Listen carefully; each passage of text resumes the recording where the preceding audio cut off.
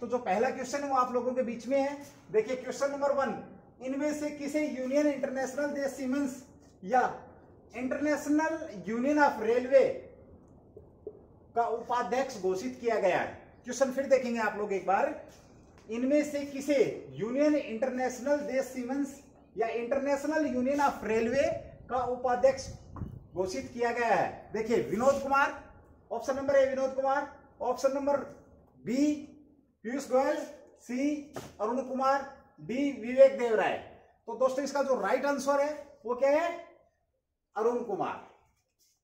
देखिए क्वेश्चन आप लोगों के सामने क्या था, union of railway, international union of railway, इसके उपाध्यक्ष बने हैं। कौन बने भाई, अभी हाल ही में अरुण कुमार जी बने हैं। अब मैं बात करूं इंटरनेशनल जो रेलवे जिसके उपाध्यक्ष बनाए गए हैं, इसका उद्देश्य, इसकी स्थापना कब हुई थी। तो मेरे दोस्तों इसकी जो स्थापना हुई है वो कब हुई है, पहले सबसे पहले बात करें इसकी जो स्थापना वो कब हुई है। स्थापना कब हुई है भाई, 1922 में इसकी स्थापना की गई थी।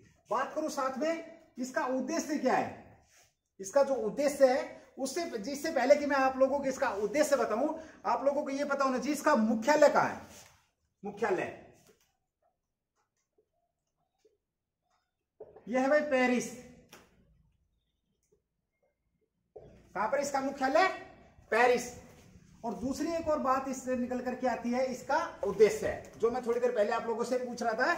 इसमें इसका जो ये जो आपका इंटरनेशनल यूनियन ऑफ रेलवे है, इसका उद्देश्य क्या है। देखिए कोई भी संस्थान या कोई कमेटी बनाई जाती है तो उस कमेटी का, हर संगठन का कोई ना कोई उद्देश्य होता है। तो इसका उद्देश्य क्या है, रेलवे सुरक्षा।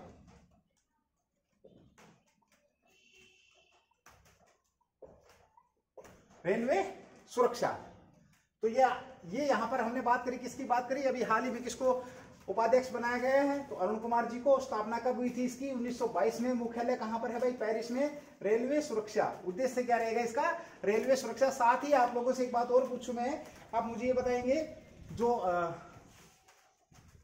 पेरिस है ये किस नदी के किनारे पर है। पेरिस किस नदी के किनारे पर है, सीन नदी के किनारे पर है।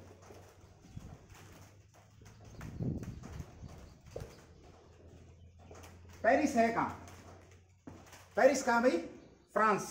कहां पर है पेरिस, फ्रांस के अंदर है। और सीन नदी के किनारे पर ये बची हुई है। चलिए भाई इसको आप नोट करें और इसी के साथ फिर हम अपना अगला क्वेश्चन पढ़ेंगे भाई। ओके, क्वेश्चन नंबर 2 आप लोगों के बीच में, महिलाओं को सेना में स्थायी कमीशन प्रदान किया गया है, इसमें कौन सा कथन सत्य है। क्वेश्चन नंबर 2 भाई, महिलाओं को अभी क्या हाल ही में स्थायी कमीशन प्रदान करने की जो मंजूरी मिली है उसके ऊपर है। तो इसमें 3 कथन आप लोगों के सामने है, इनमें से कौन सा कथन सत्य है। अब देखिए ऑप्शन नंबर ए 1, सुप्रीम कोर्ट के निर्णय का पालन करना। पहला है सुप्रीम कोर्ट के निर्णय का पालन करना। दूसरा है महिलाएं ऊंचे ओहदों पर पहुंचेंगी, या महिलाएं ऊंचे ओहदों पर पहुंचने या ऊंचे पदों पर पहुंचने में क्या होंगी, सफल होंगी। तीसरा है सेना में महिलाओं को पेंशन सुनिश्चित होगी। बिल्कुल सही बात है भाई। अब देखिए इसमें पूछ रहा है कि कौन सा कथन सत्य और कौन सा असत्य है। यहां पर जो मेरे जैसे सट्टेबाज हैं, सट्टे मास्टर हैं, उन्होंने तो आंसर टिक कर भी दिया होगा मेरे बताने से पहले। तो ये है ये सभी, क्योंकि देखिए सबसे पहले सेना में स्थायी कमीशन, इससे पहले मैं बात करूं, इससे पहले सेना में क्या होता था, स्थायी कमीशन नहीं मिलता था, उन्हें अस्थायी तौर पे नियुक्त किया जाता था और वो 7 से 14 वर्ष के बीच में अपना सर्विस का समय निकाल करके वापस घर आ जाती थी। अब और वो ज्यादा ऊंचे पदों पर नहीं पहुंच पाती थी। इसके लिए सुप्रीम कोर्ट ने निर्णय दिया। सुप्रीम कोर्ट का आदेश था कि भाई महिलाओं को स्थायी कमीशन देना चाहिए। बिल्कुल सही बात है, ये भी सही है। दूसरा, महिलाएं ऊंचे ओहदों पर पहुंचेंगी। यस, बिल्कुल ऑफिशियली सी बात है। जब वो वहां पर रह करके सर्विस करेंगी, जॉब करेंगी, तो ऊंचे पदों पर पहुंचेंगी। आज तो फाइटर विमान भी, जेट विमान भी महिलाएं उड़ा रही हैं। ऐसा कौन सा काम नहीं है जो महिलाएं, ऐसा कौन सा काम है जो महिलाएं नहीं कर सकती हैं। तो बिल्कुल सही निर्णय था सुप्रीम कोर्ट का। और ये बिल्कुल सही है, जब वो लंबे समय तक जॉब करेंगी, पहले कम समय तक जॉब करती थी तो ऊंचे रैंक पर नहीं पहुंच पाती थी, अब वो अपने लास्ट जो ऊंचा रैंक है वहां तक भी पहुंचने में कामयाब हो सकती हैं। तो ये भी सही है, ये भी सही है। तीसरा, सेना में महिलाओं को पेंशन बिल्कुल सही बात है। जब वो पेंशनेबल सर्विस का क्राइटेरिया पूरा कर रही हैं तो उनको क्या पेंशन मिलेगी। अस्थायी कमीशन में क्या होता था, वो पेंशनेबल जो सर्विस थी, उस पेंशनेबल ऑफिसर लेवल पे जो पेंशनेबल सर्विस थी उसका क्राइटेरिया पूरा नहीं करती थी, इस वजह से उन्हें सेना में पेंशन नहीं दी जाती थी। लेकिन अब वो पूरा करेंगी तो उन्हें पेंशन दी जाएगी, इसलिए इसका जो आंसर है वो क्या है, ये सभी। तो ये सारे के सारे कथन क्या भाई सच है। अब तो पीछे एक बैच निकला सीएमपी में, हाल ही में अभी पिछले साल जो भर्ती हुई थी, ओआर रैंक पे भी महिलाओं को इन्होंने लेना प्रारंभ कर दिया। सेना में ओआर रैंक जो सीएमपी अपनी कोर है, उस कोर के अंदर पहली बार 2019 में इन्होंने वैकेंसी निकाली थी। एक अंडर ट्रायल था, वो 100 वैकेंसी थी और उन पे भी हमारी जो बहनें हैं वो अपनी पोस्ट पर पहुंच चुकी है, लगभग उनकी ट्रेनिंग क्लोज हो चुकी है। चलिए दोस्तों, अब ये अगला तीसरा क्वेश्चन आप लोगों के बीच में देखिए। तीसरा क्वेश्चन आप लोगों के बीच में, अमेरिका भारत व्यापार परिषद की स्थापना कब हुई? या यूएसआईबीसी, शॉर्ट फॉर्म इंग्लिश में क्या है, यूएसआईबीसी, जिसने इंडिया आइडियाज समिट का आयोजन किया था। जिसने किसका किया था भाई? इंडिया आइडियाज समिट का क्या किया था? आयोजन किया था। इसकी स्थापना कब हुई? देखिए, सबसे पहले मैं बात करूं आप लोगों के बीच में, जो USIBC, United state of India business council, United state of India business council, America और भारत की क्या है, बिजनेस को लेकर के एक काउंसिल है या समिति है। इसने इंडिया से के जो आइडियाज थे उसको समिट का आयोजन किया था। कब किया गया था? सॉरी, इसकी स्थापना कब की गई थी? ये जो था यूएसआईबीसी की स्थापना कब की गई थी? तो इसमें जो राइट आंसर है हमारा ये भाई आप लोगों का 1975। कब की गई थी? 1975 में। अब देखिए भाई, इसका उद्देश्य क्या है, ये है क्या? सबसे पहले बात करूं मैं भाई, व्यापार, इसका काम क्या है? काम ये क्या है? ये क्या काम करेगी यूएसआईबीसी? ये काम करेगी मेरे दोस्तों क्या? व्यापार को बढ़ावा प्रदान करेगी भाई।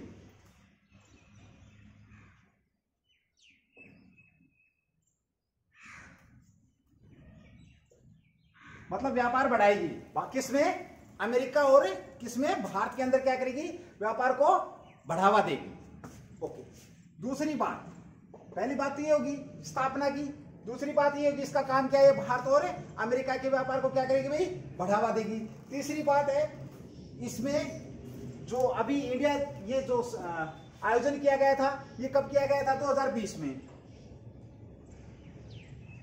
आयोजन अभी हाल ही में हुआ और इसमें जो आइडिया समिट का जो आयोजन किया गया था, उसमें जो भारत जो थीम थी, मतलब जो भारत के जो विचारों की जो थीम थी वो क्या था? बेहतरीन जीवन, यानी कि जीवन को आसान बनाना। इस थीम को इन्होंने शामिल किया था। इस समिट के अंदर क्या किया था इन्होंने? बेहतर भविष्य का निर्माण। अगर थीम पूछा जाए, ये वेरी वेरी मोस्ट इंपोर्टेंट रहती है कि आइडिया जो आयोजन किया गया था उसकी थीम क्या थी? तो क्या थी भाई? बेहतरीन जीवन को आसान बनाना। अगर हम इसकी बात करें, बेहतरीन भविष्य को निर्माण, बेहतरीन भविष्य का निर्माण, थीम लिखो इसकी बेहतरीन।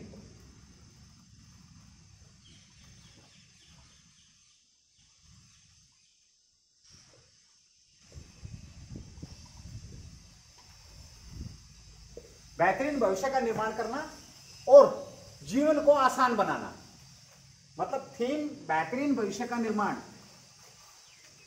दूसरा, जीवन को आसान बनाना, ये भी इन्होंने इस चीज को भी शामिल किया था। और इन्होंने साथ में एक चीज और बोली, वो क्या बोली कि भारत में, इसके अंदर एक और बात निकल करके आई, इनके अनुसार क्या था कि भारत में अब निवेश का सबसे अच्छा समय है। चौथी बात क्या थी? भारत में जो निवेश का जो समय है, वर्तमान समय सबसे अच्छा भी।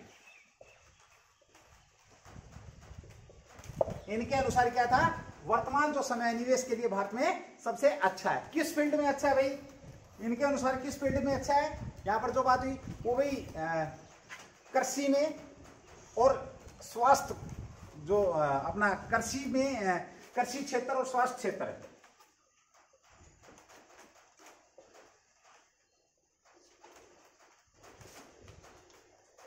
कृषि व स्वास्थ्य में बेहतरीन भविष्य अगर आप निवेश करते हैं इन दो चीजों में, तो हेल्थ और अपना जो एग्रीकल्चर है, इन हेल्थ डिपार्टमेंट और एग्रीकल्चर डिपार्टमेंट के अंदर अगर यदि निवेश किया जाता है तो अच्छे रिटर्न मिलने की संभावना है।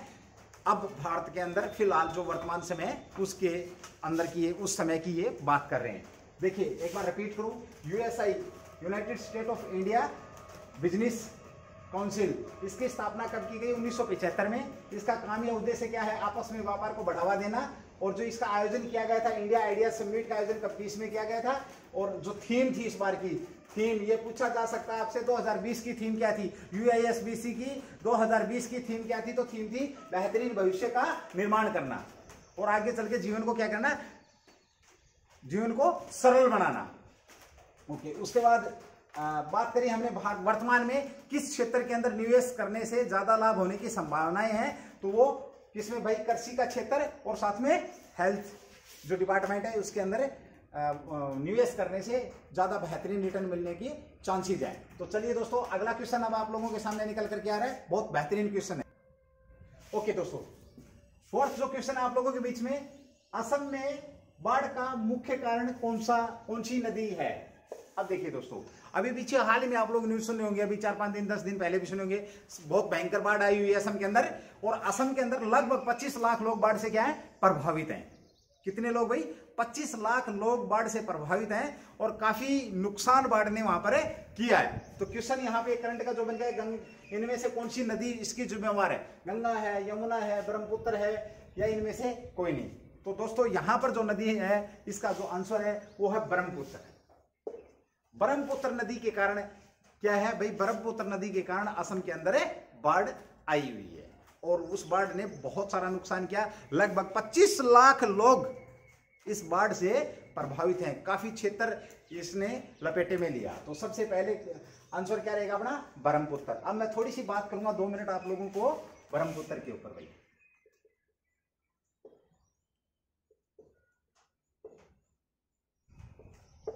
सबसे पहले बात करें, ब्रह्मपुत्र नदी निकलती कहां से है भाई?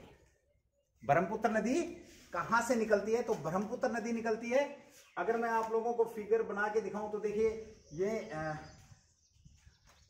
इसकी जो डायरेक्शन है ये इस टाइप से, ये तिब्बत पर्वत श्रेणी से श्रृंखला से निकलती है। अगर क्वेश्चन यहां पे एक सिंपल सा क्वेश्चन आ जाए कि ब्रह्मपुत्र जो नदी है ये निकलती कहां से है, देखिए क्वेश्चन बहुत बढ़िया है भाई। ब्रह्मपुत्र नदी का उद्गम स्थल क्या है? तो उद्गम स्थल की हम बात करें तो क्या है? तिब्बत।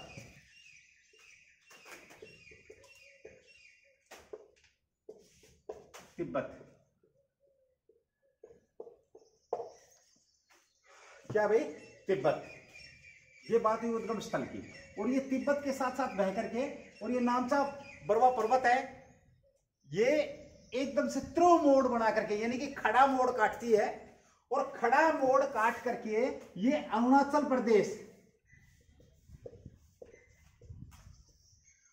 प्रदेश से, देखिए इसके बारे में जब हम ज्योग्राफी करेंगे, अपवाद तंत्र पढ़ेंगे, तो उसमें मैं आपको बहुत अच्छे से बना करके बताने की कोशिश करूंगा। लेकिन यहां पर हम करंट पढ़ रहे हैं तो थोड़ी सी नॉलेज हमारे को जरूरी लेनी।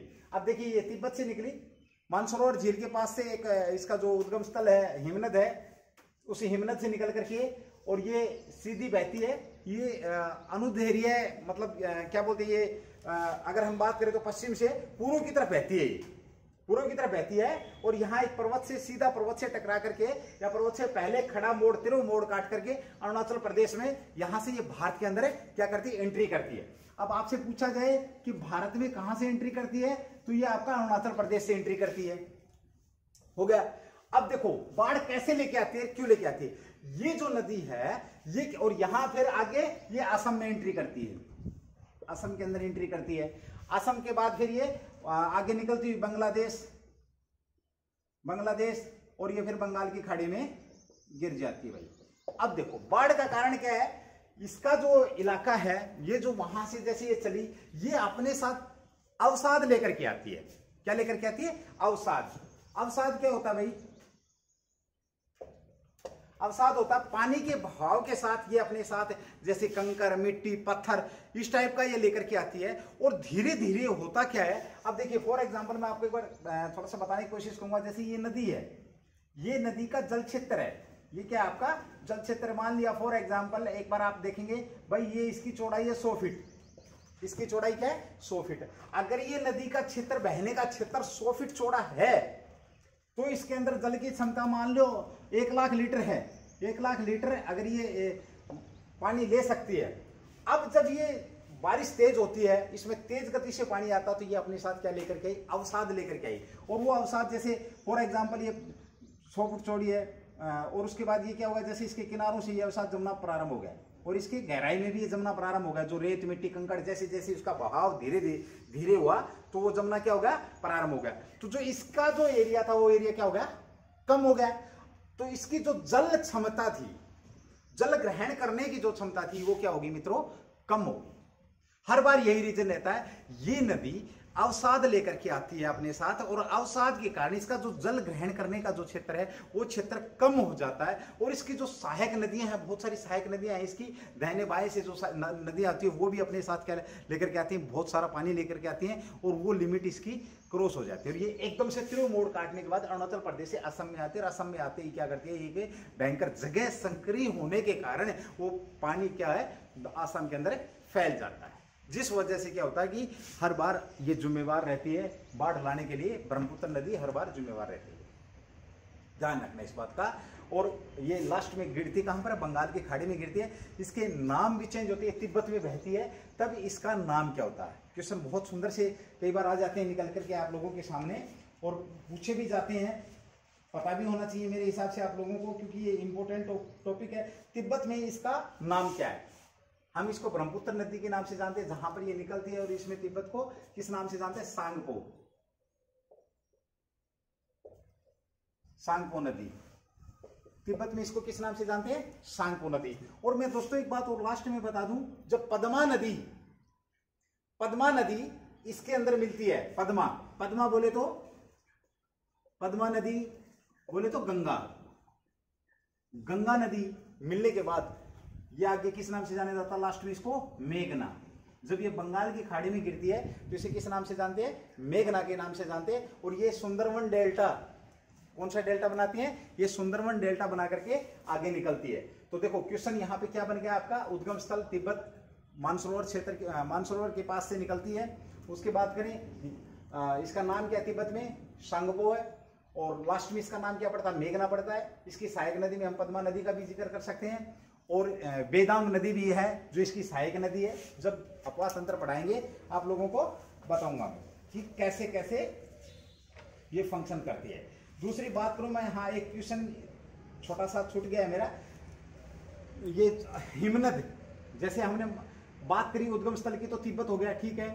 और तिब्बत के किस हिमनद से, कई बार क्वेश्चन आ जाता है, गहरा क्वेश्चन आ जाता है कि किस हिमनद से निकलती है ये, तो ये है चोमायु गुडग।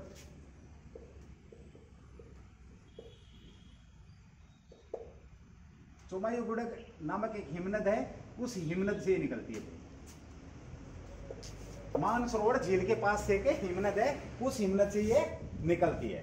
तो चलिए दोस्तों, इसके बारे में हमने थोड़ी सी जानकारी ली। सांग को बोला जाता है, इसको मेघना भी बोला जाता है। और जो इसकी जो लंबाई है, हाँ यहाँ पे एक बात और, दो चीजें छूट रही हैं। ये जो यहाँ पर तिब्बत में बहती है, लगभग 1100 किलोमीटर बहती है, 1100 किलोमीटर बहती है। और बात करूँ इसकी टोटल लंबाई की, तो ये 2900 किलोमीटर इसकी लंबाई है भाई, 2900 किलोमीटर इसकी क्या है, लंबाई है। तो चलिए दोस्तों, एक बार फिर बता देता हूँ, इसका उद्गम स्थल ब्रह्मपुत्र जो जिम्मेवार है असम में बाढ़ लाने के लिए है। उसके बाद तिब्बत से निकलती है ये, मानसरोवर झील के पास से चोमायु गुडग हिमनद है, वहां से निकलती है। तिब्बत में कितना बहती है, 1100 किलोमीटर बहती है। टोटल लंबाई कितनी इसकी, 2900 किलोमीटर है। तिब्बत में इसको सांगपो नदी के नाम से जाना जाता है। इसको पद्मा नदी इसकी सहायक नदी है, पद्मा नदी या गंगा नदी मिलने के बाद इसको मेघना नदी के नाम से जाना जाता है। सुंदरवन डेल्टा मिला करके बाद में बना करके बाद में कहां पर गिर जाती है भाई, ये बंगाल की खाड़ी में गिर जाती है। बाढ़ का कारण मैंने बताया कि अपने साथ बहुत सारी, क्योंकि प्रेशर से जब ये बहती है तो अपने साथ बहुत सारे अवसाद लेकर के आती है। इस वजह से ये क्या है, अवसाद और मिट्टी के कारण जो इनका जो क्षेत्र है, जल क्षेत्र ग्रहण करने की जो जो सीमा है वो क्या होता है, संकरी हो जाती है और वो कम हो जाती है। इस वजह से क्या होती है, ये पानी इसका फैल जाता है और वो एक बाढ़ का रूप धारण कर लेते हैं। चलिए दोस्तों, इसी के साथ अगला क्वेश्चन आप लोगों के बीच में है, इसको नोट कर लेंगे आप भाई। ओके भाई, 5वां क्वेश्चन आप लोगों के बीच में बहुत बढ़िया क्वेश्चन है। देखिए, इसको लेकर के जैसे कल भूमि पूजन कर दिया गया है, उससे संबंधित क्वेश्चन है। क्वेश्चन है, राम मंदिर निर्माण की अनुमति देने वाली पीठ के अध्यक्ष कौन थे? राम मंदिर सबसे अभी वर्तमान में अगर हम कोरोना भाई साहब को छोड़ दें तो फिलहाल जो हाईलाइटेड मुद्दा था, ये सबसे ज्यादा क्या था, राम मंदिर का था भाई। तो राम मंदिर 500 साल के बाद जो खुशी मिली है पूरे भारतवर्ष को, जो एक विवाद था आपस में जो भाईचारे को भी खत्म कर रहा था, उस विवाद का निपटारा हुआ है और ये पीठ बनी थी। और उस पीठ ने क्या किया था, निर्णय सुनाया था 2019 9 नवंबर 2019 को निर्णय सुनाया था। और उस निर्णय के तहत क्या बताया गया था कि यहाँ पर भाई आप लोग एक ट्रस्ट का आयोजन करें और एक ट्रस्ट बनाएं, ट्रस्ट बना करके और मंदिर का निर्माण कराएं। जब सुप्रीम कोर्ट का आदेश आ गया, उसके बाद कल 5 अगस्त को हमारे प्रधानमंत्री मोदी जी द्वारा रामलला जो जन्मभूमि थी, विवादित भूमि थी, उस पे मंदिर की नींव रख दी गई है भाई। वहाँ पे हमारे लिए ऐतिहासिक क्षण था कल 12:15 के ऊपर ऐसा हुआ। 500 साल का इंतजार 32 सेकंड के अंदर खत्म हुआ। तो चलिए दोस्तों, क्वेश्चन की बात करूं मैं, यहाँ पे क्वेश्चन फॉर्मेट में है, राम मंदिर निर्माण की अनुमति देने वाली पीठ के अध्यक्ष कौन थे? सबसे पहले बात आती कि पीठ, ये पीठ थी क्या? आपको बता दूं, 5 सदस्य है।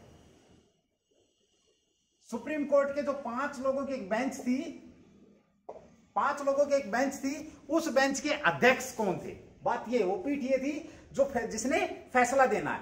तो ये कौन थे भाई? रंजन गोगोई। कौन थे? रंजन गोगोई। सीजीआई थे उस समय, चीफ जस्टिस ऑफ इंडिया। कौन थे भाई? चीफ जस्टिस ऑफ इंडिया थे ये उस समय जब इन्होंने ये फैसला दिया। अब यहां पे देखो, सबसे पहली बात तो ये निकल करके आ रही है कि भाई अध्यक्ष कौन थे? तो रंजन गोगोई। पीठ में सदस्यों की संख्या कितनी थी? बेंच जो बैठेगी उस बेंच के सदस्यों की संख्या कितनी थी? तो 5 थी। अब चलिए दोस्तों, ये मुद्दा क्या था उस बारे में बात करूं मैं आप लोगों से कि क्यों ये विवाद उत्पन्न हुआ, क्यों ये विवाद उत्पन्न हुआ। देखिए, मैं मेरे पास से कुछ नहीं बताऊंगा आप लोगों को, क्योंकि मुद्दा ऐसा है, इसमें कोई भी बात अगर जीभ फिसलती है तो नुकसानदेह हो सकती है मेरे लिए भी और सुनने वाले के लिए भी। तो मैं बात सिर्फ 90 तुले वर्डों में करूंगा दोस्तों। यहां पर ये अयोध्या आ गई, ये आपकी अयोध्या, यहां पे ये भाई साहब है लखनऊ, और यहां से की है हमारी धर्मस्थली अयोध्या। ओके, यहां पे क्या हुआ, जब बाबर आया था तो बाबर का एक सेनापति था मीर बाकी।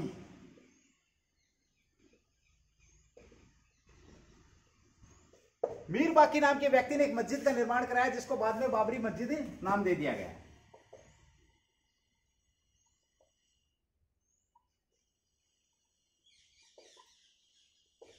बाबरी मस्जिद नाम दिया गया।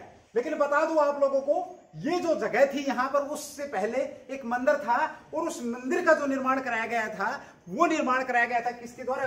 विक्रमादित्य द्वारा।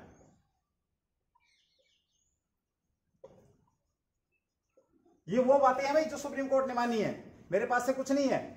ये बातें हैं कि जो मंदिर था उसका निर्माण कराया विक्रमादित्य ने, बाद में वहीं पर इस मस्जिद का ढांचा खड़ा कर दिया गया, जिसको बाबरी मस्जिद का नाम दिया गया। किसने भाई? मीर बाकी। और इसका ये कौन था? ये बाबर का क्या था? 16वीं सदी की बात थी। 16वीं सदी में ये बाबर का क्या था भाई? ये बाबर का एक सेनापति था, उसने ये मस्जिद का निर्माण करवा दिया। अब वहीं से विवाद उत्पन्न होना प्रारंभ हो गया। जैसे मस्जिद का निर्माण हुआ, बाद में धीरे धीरे ऐसा समय आ गया कि हिंदू और मुस्लिमों में इस विवाद को बहुत ज्यादा मतलब एक हवा मिली।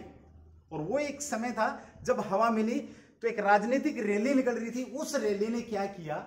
उस रैली ने वो जो हवा बढ़ती बढ़ती बढ़ती चली गई और 92 में गई। 1992 में क्या हुआ? इस मस्जिद का जो ढांचा था, इस मस्जिद को तोड़ दिया गया। इस मस्जिद का जो ढांचा था, यहां पर जो बाबरी मस्जिद थी, उस मस्जिद का क्या किया, ढांचे को तोड़ दिया गया और यहां पर उस जमीन पर विवाद उत्पन्न हो गया। हिंदुओं की तरफ से दावा किया गया यहां पे मंदिर है, मुस्लिमों की तरफ से दावा किया गया यहां पर मस्जिद है, और ये जब मस्जिद तोड़ दी गई तो बहुत सारे लोगों ने अपनी जान भी गंवाई यहां पर। जब देखिए सांप्रदायिक दंगे होते हैं, भीड़ का कोई रूप नहीं होता कि वो किसको मारेगी, किसको अपना है पराया है, उसे कुछ नहीं पता, भीड़ की मार का कोई क्राइटेरिया नहीं होता है। तो चलिए दोस्तों, ज्यादा हम उस बात पे नहीं जाएंगे, सिर्फ आपको इतना पता होना चाहिए कि बाबरी मस्जिद कब विध्वंस करी या कब तोड़ी गई या ढांचा कब तोड़ा गया। तो 92 के अंदर तोड़ा गया। सबसे पहले बात करी मैंने, देखिए किसकी बात करी, पीठ की बात करी, इसमें सदस्यों की संख्या कितनी थी, 5 थी। उसके बाद दूसरी बात मैंने करी कि भाई रंजन गोगोई इसके क्या थे, अध्यक्ष थे।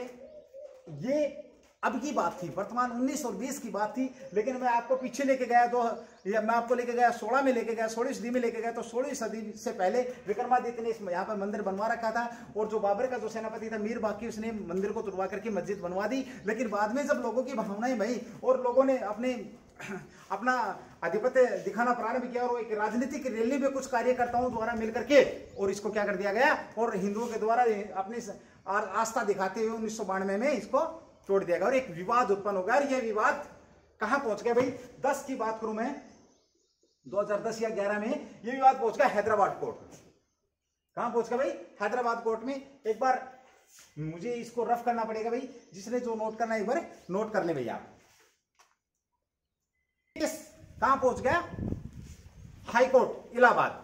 कहां पहुंच गया भाई, हाई कोर्ट इलाहाबाद में 2010 में एक निर्णय आया, और निर्णय क्या दिया गया भाई, ये जो भूमि है विवादित भूमि है। यहां पे एक बहुत सुंदर सा क्वेश्चन बन जाता है कि विवादित भूमि कितनी थी, तो ये थी 2.77 एकड़ भाई,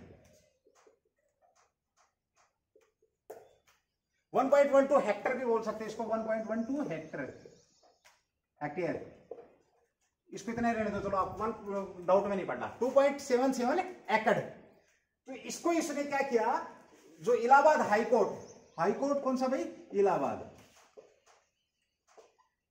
इलाहाबाद हाईकोर्ट ने एक निर्णय दिया। उस निर्णय के तहत इसने क्या किया, पहला तो ये दे दिया कि भाई जो जमीन है इसको 3 भागों में बांट दो। कितने भागों में बांट दो, 3 भागों में बांट दो।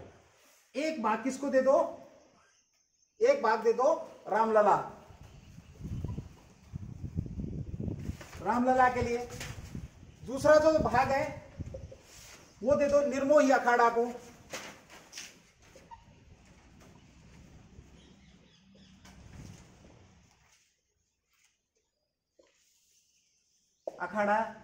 और तीसरा जो भाग है ये दे दो भाई मुस्लिम वक्फ बोर्ड, सुन्नी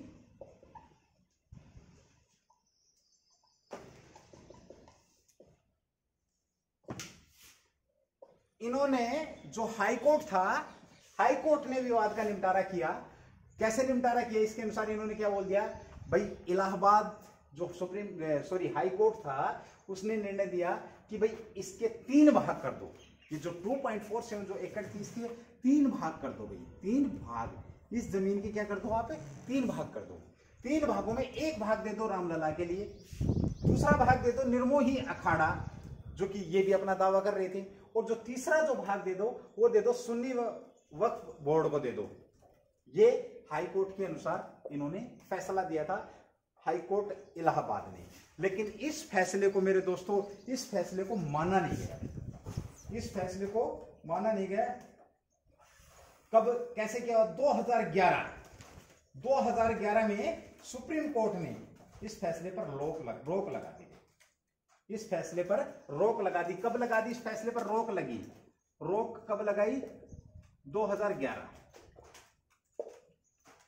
सुप्रीम कोर्ट ने किसके द्वारा रोक लगाई? देखिए सुप्रीम कोर्ट के द्वारा। क्वेश्चन बनता बहुत सुंदर, जो हाई कोर्ट इलाहाबाद का फैसला था उसको किसने रोका? सुप्रीम कोर्ट द्वारा रोक लगाई गई। फैसला कब आया? 2010 में आया। और इस पर रोक लगी कब? 2011 में रोक लगा दी इसको कि नहीं ये गलत है। और 9 नवंबर 2019 को एक ऐतिहासिक फैसला दिया गया। 9 नवंबर 2019 को एक ऐतिहासिक फैसला दिया गया और उस फैसले के तहत, उस ऐतिहासिक फैसले के तहत देखिए भाई, एक बार मैं रफ कर रहा हूं इसको, आप ये लिख सकते हैं भाई। 3 हिस्से करे थे, किस किस को देना था? एक रामलला को देना था, निर्मोही को देना था, सुन्नी वक्फ बोर्ड को देना था। 2010 के अंदर ये निर्णय आया था। अब 1 मिनट के लिए मैं इसको एक बार रफ कर दूं, फिर आगे बताता हूं आपको होता क्या। 2011 में सुप्रीम कोर्ट का निर्णय आ गया और इसको रोक दिया भाई, इस फैसले पर रोक लगा दी। और उन्होंने क्या बोला, कब, 9 नवंबर 2019, 9 नवंबर 2019 को फैसला कर दिया। रोक कब लगी, रोक लगी 2011 में। उसके बाद 9 नवंबर 19 को सुप्रीम कोर्ट ने फैसला दिया था, जिस फैसले के तहत पूरी 2.77 एकड़ जमीन को किसको दे दिया गया, रामलला के लिए दे दिया गया।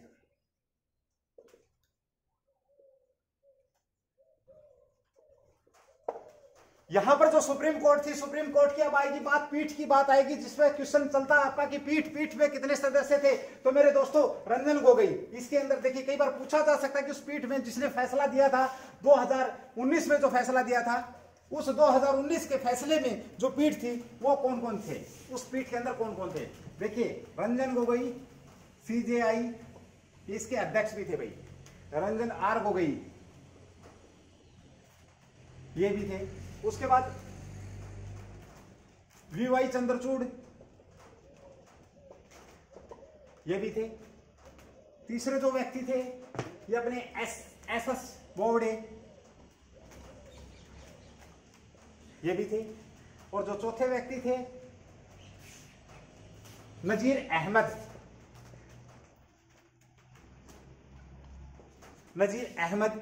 और जो पांचवे थे वो कौन थे, अशोक भूषण।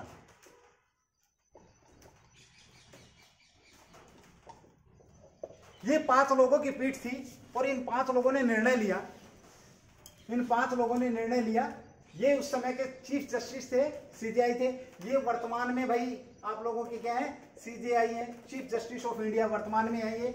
और ये उस समय के, और ये अध्यक्ष भी थे, ये इस पीठ के क्या थे, अध्यक्ष भी थे भाई। चीफ जस्टिस है तो अध्यक्ष तो होने ही है। यहां तक बात होगी क्लियर। देखिए, अगर कोई बात समझ में नहीं आती है, कोई बात आपको पता नहीं लगती है, कुछ पूछना चाहते हैं, कुछ डेट के अंदर कुछ आपको इंप्लीमेंट है, आप लोग कमेंट्स करके पूछ सकते हैं। चाहे तो आप, मुझे कोई ऐतराज नहीं है, अगर आप सोशल मीडिया पे भी कमेंट्स करके पूछेंगे तो उसका रिप्लाई वहीं पे दे दिया जाएगा। यदि आप सोचते हैं कि नहीं हम तो भाई पर्सनली पूछना, तो आप पर्सनली व्हाट्सएप नंबर पे आके पूछ सकते हैं। आपके जो कमेंट्स है, आपका जो पूछना और सुनना और सुनाना, ये हमारे को चार्ज का काम करता है। ये बात मैं आप लोगों को काफी बार बता चुका हूं, लेकिन बहुत कम लोग हैं जो देखते हैं क्लास को, देखते हैं भी तो स्किप करके देखते हैं। एक याद आ रहा है मेरे को, एक मित्र ने मेरे को बोला, यहाँ पे मैं आपकी 1 मिनट एक बार टॉपिक छोड़ रहा हूं भाई, बोला सर आपने गलत बोल दिया, क्लास के अंदर एक गलत वर्ड निकल गया आपसे। मैं बोला गलत वर्ड कैसे निकल गया, स्टूडेंट था वो। बोला सर मैं देख रहा था तो मैंने ये देखा कि आपने बताया, मैं शायद आपको बांग्लादेश में पढ़ा रहा था, अंतरराष्ट्रीय सीमाएं और भारत पढ़ा था ज्योग्राफी के टॉपिक में, और बांग्लादेश को लेकर के बात थी, बांग्लादेश के साथ विवाद को लेकर के बात थी। तो मैंने ये बताया था कि बांग्लादेश के साथ जो विवाद था वो 119वें संविधान संशोधन के द्वारा, जो संविधान संशोधन रखा गया था, 119वां संविधान संशोधन रखा गया था, उसके द्वारा उस विवाद को खत्म कर दिया गया था। मैं वहां से आपको एक पॉलिटी के क्वेश्चन मिलेगा था, लेकिन भाई साहब ने बस इतना सुना, आगे सुना नहीं। जब उसने ये बात नहीं सुनी, उसके ठीक 1 सेकंड बाद मैं ये बोल रहा था कि जो संविधान संशोधन जो रखा गया था, जो बिल रखा गया था, बिल शायद वर्ड मैंने यूज नहीं किया, लेकिन जो संविधान संशोधन 119वां था, लेकिन जो पारित हुआ था वो 100वां था। उसका कहना यह था कि सर जो संशोधन पारित हुआ था इस विवाद को लेकर के, जिसके तहत निपटारा किया गया था 2015 में निपटारा किया गया था बांग्लादेश के साथ, कुछ हिस्सा देकर कुछ हिस्सा लेकर सर्वसम्मति से जो पास हुआ था, वो ये कहना चाह रहा था कि 100वां संशोधन था सर, 119वां नहीं था। अरे मेरे मित्र, मैं समझा रहा था कि 100 रखने मतलब अब से पहले कितने 118 संशोधन रखे जा चुके थे, पास और ना पास होने की बात नहीं हो रही थी वहां पे। तो जब तक मतलब ये कि अगर वो अगली 1 मिनट और सुनता तो उसको ये कंफर्म हो जाता कि 119वां संशोधन रखा गया था, पास 100वां संशोधन हुआ था। Is that clear? इसलिए क्लास को कभी भी स्किप नहीं करें। पता नहीं कौन सी 1 मिनट आपकी आने वाली 2-4 मिनट को खराब कर दे, या पिछली को खराब कर दे, या आपके आंसर को ही बदल दे। यहाँ पे हम कंसेप्ट उज्जवल कोचिंग कैंपस या उज्जवल परिवार की तरफ से एक बेहतरीन कोशिश रहती है कि भाई हम आपको कॉन्सेप्ट क्लियर कराएं, हम आपको समझाएं तो यहां पर मैंने बात करी जो पीठ थी, उस पीठ के सदस्य कितने थे? टोटल 5 थे। सीजीआई उस समय रंजन गोगोई थे, उसके बाद YV चंद्रचूड़ थे, SS बोबड़े थे, नजीर अहमद थे और ये अपने अशोक भूषण थे। यहां पर इन 5 लोगों ने मिलकर के एक फैसला दिया और फैसला, सबसे बड़ी बात फैसले की ये नहीं है, फैसला जो दिया गया था, इन्होंने फैसला दिया वो इतना बढ़िया था कि 500 लोग एक मत थे भाई।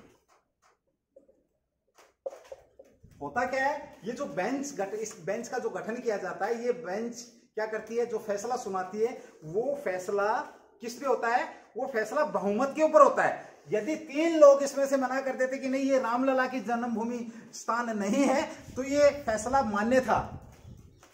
अब इन 5 लोगों ने इस बात को माना कि वहां पे जो साक्ष्य मिले हैं, वहां पे जो ऐतिहासिक तथ्य मिले हैं, उनके आधार पर हम ये कह सकते हैं कि ये राम जन्मभूमि है और इस जन्मभूमि पर रामलला का ही हक है और यहां पर मंदिर बनना चाहिए, ये उन्होंने कहा। तो उनके जो फैसलों की बात थी, एक बार आप इसको 5 को नोट करेंगे कि 5 लोग कौन कौन थे और एक मत फैसला मिला था इसमें। मेरे दोस्तों, यहां पे मेरे को केस याद आ रहा है, केशवानंदन भारती का केस था, जिसके अंदर 13 लोगों की एक बेंच थी, 13 लोग थे उसके अंदर, 13 जजेस थे, 13 लोग थे उस बेंच के अंदर। और जो फैसला आया था बड़ा नैरो आया था, 7-6 की वर्षित से आया था वो फैसला। यदि ये जो 6 में से एक इधर या इधर हो जाता तो जो संविधान, जो कॉन्स्टिट्यूशन ऑफ इंडिया हम पढ़ रहे हैं, उसकी तस्वीर ही कुछ अलग होती। क्योंकि ये जो बेंच होती है, ये बेंच संविधान को बदली करने की हिम्मत रखती है। तो मेरे मित्रों, यहां पर ऐसा कुछ नहीं था। यहां पर क्या हुआ, 5 के 5 लोगों ने मिलकर के एक फैसला दिया, बेहतरीन फैसला दिया। अब वो फैसला मैं आप लोगों को बताऊंगा, एक बार आप इसको नोट कर लेंगे।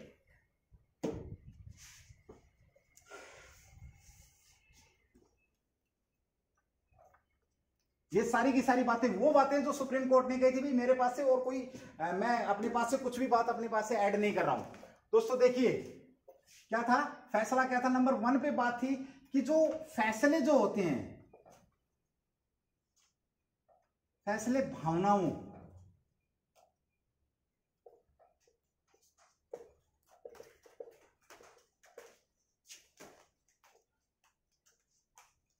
इमोशंस, बहुत तगड़ी बात लिखी थी ये इस फैसले से पहले कि सुप्रीम कोर्ट की जो बेंच थी, इसने क्या बोला कि फैसले जो होते हैं वो भावनाओं के आधार पर, इमोशंस के आधार पर नहीं होते, ये फैसले तथ्यों के आधार पर होते हैं। फैसले किसके आधार पर होते हैं? तथ्यों के आधार पर होते हैं, भावनाओं के आधार पर नहीं होते।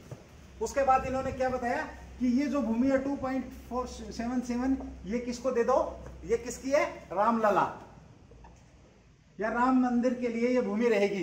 तीसरी जो बात लिखी इन्होंने, 5 एकड़ भूमि, 5 एकड़ जो भूमि है ये मस्जिद के लिए दी जाएगी भाई। किसके लिए दी जाएगी? 5 एकड़ भूमि मस्जिद के लिए दी जाएगी। कहां दी जाएगी? मैटर ये करता है, ये अयोध्या में भाई दी जाएगी भाई, अयोध्या में। और कौन देगा इसको? इसका जो देने के लिए जिम्मेवार है वो स्टेट गवर्नमेंट। स्टेट गवर्नमेंट इसको, यानी कि उत्तर प्रदेश सरकार 5 एकड़ जमीन मुस्लिम समुदाय को अयोध्या के अंदर प्रोवाइड कराएगी, जहां पे वो अपनी मस्जिद बनाएगी। और ये 2.77 जो एकड़ जो जमीन है, ये रामलला के लिए बोल दिया इन्होंने। साथ में बहुत बढ़िया बात लिखी कि भावनाओं के आधार पर फैसले नहीं होते हैं, तथ्यों के आधार पर होते हैं। और मेरे दोस्तों, यहीं पे मैं एक बात और बता दूं आप लोगों को, इन्होंने इतना बढ़िया फैसला दिया कि 3 महीने के अंदर ट्रस्ट बनेगा 3 महीने के अंदर। और वो ट्रस्ट 3 महीने के अंदर ट्रस्ट बनेगा और वो ट्रस्ट मंदिर निर्माण का कार्य करेगा भाई।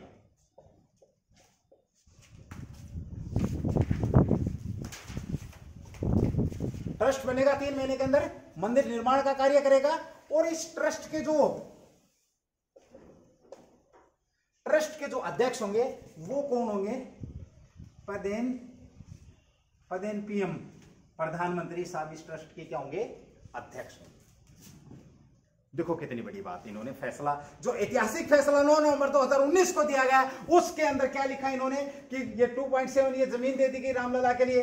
फैसले भावनाओं पे नहीं होते हैं। 5 एकड़ जमीन दी जाएगी, इसका प्रबंध राज्य गवर्नमेंट, स्टेट गवर्नमेंट करेगी। उसके साथ ही इन्होंने बोला मंदिर निर्माण के लिए ट्रस्ट का निर्माण किया जाएगा और समय बाउंड भी रख दिया कि 3 महीने के अंदर अंदर ट्रस्ट का निर्माण किया जाएगा। और उस ट्रस्ट का निर्माण कौन करेगा? देखिए बहुत तगड़ा क्वेश्चन है, पूरी बात बता दी मैंने, लेकिन एक क्वेश्चन छूट रहा था। क्वेश्चन ये था कि ट्रस्ट का निर्माण कौन करेगा? तो मेरे मित्रों, ट्रस्ट का निर्माण केंद्र सरकार करेगी भाई, केंद्र सरकार करेगी। कितना सुंदर फैसला दे दिया इन्होंने, ट्रस्ट का निर्माण केंद्र सरकार करेगी। और उस ट्रस्ट के अध्यक्ष कौन होंगे?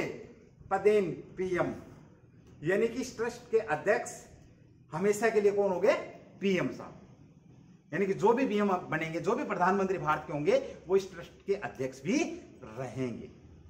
और 5 अगस्त कल जो बीता हमारे लिए बहुत बढ़िया दिन था, जहां पे हमारे माननीय प्रधानमंत्री मोदी जी पहले पहुंचे कहां पहुंचे भाई? लखनऊ में पहुंचे हैं। लखनऊ से साहब कहां गए हैं? आपको पता है लखनऊ से कहां गए हैं? पहले लखनऊ पहुंचे, लखनऊ से कहां पहुंच गए? ये अयोध्या पहुंच गए। अयोध्या में भी कहां पहुंचे हैं? हनुमानगढ़ी। क्योंकि हमारी धारणा है कि जब से रामचंद्र जी भगवान अयोध्या को छोड़ के जा रहे थे तो बजरंगबली को संतरी के तौर पे नियुक्त करके गए थे। तो कोई भी काम अगर वहां पे किया जाएगा तो हनुमानगढ़ी में जाकर के बजरंगबली जी से क्या लेनी पड़ेगी?